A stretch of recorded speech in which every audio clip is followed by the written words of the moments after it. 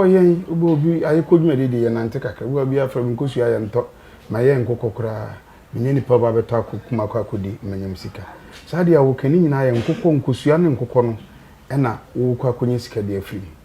nkosua ton te sɛ nkosua ton de akasakasa bi anim the off takers no cry to me emit demand the demand that wo ye so ɛwɔ ha no enye demand ketwa esanse yen ye isu battery cage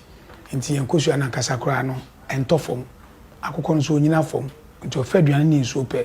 nti e betima ka se nkosua wo de to a e betima de be na wotwe mienu kura na hwenye ne ye ama no nti off taker bi aba no be fa nkosua wa ha no kwa no no akɔ introduce farm no e de ama another off taker nti yankase wa ha kura no demand no ye ntimi na amba se ye betrem Ghana Port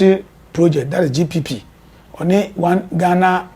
insurance company bi eso kura ba ha the whole Ghana insurance company bi no beso be insure enkokɔ nanso sa company na ba sisi ameno ka yen kokɔ no by next week kura metima for this certificate actually say insure enkokɔ no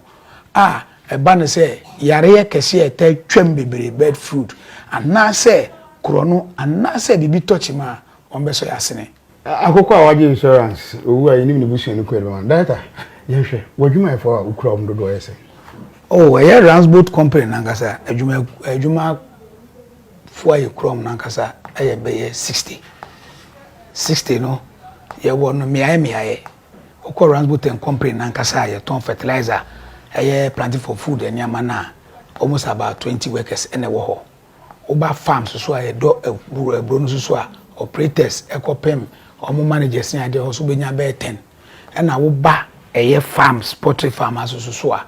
so be 20 na 20 no permanent ni 15 ni wo casuals 5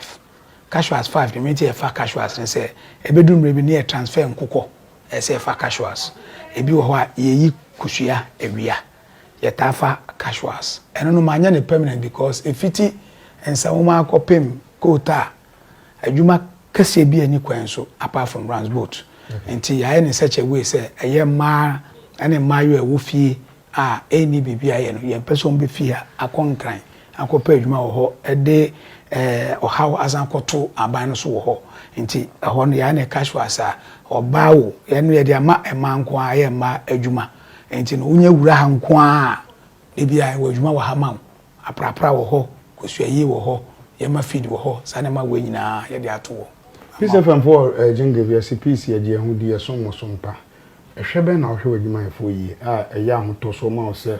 obi ye nkokɔ se nkosua ye wia du ba bia ye chima kokɔ konkra de akoma choba afo wadwuma efo hwe om se yes sasa na aka na nokure na sanam di kan ka cho consultant a ye de ne niama etutu egu akwema ye di ne niama so a ye de ye Ransboot yi ohyadam ye te ase se maye ma weka bia mpie nkoto aduane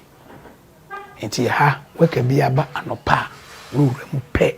na security man check no remu pa anopa ye mani breakfast ewa ha ewia ya samane lunch enti anwumre opie na so kwa enu ano enu nti weka no kura no ewia so fa bi hye ne botom no wakase odi pie no se ewia no otimi mpie because aduane okakoto nti a obenya saade na ye no aduane ye mani bi wa ha ana aduane so ye de mom no ye ne omo nyina na tena ase ehye aduane a omo pe ene ye de ye menu table e de ma wom aduane omo bedi wa ha no eye omo a enhye ese ne ebesi di we anopa epewe ewia epewe ama eninti omo nyina omo neje de bia enti kuro no eni gadamase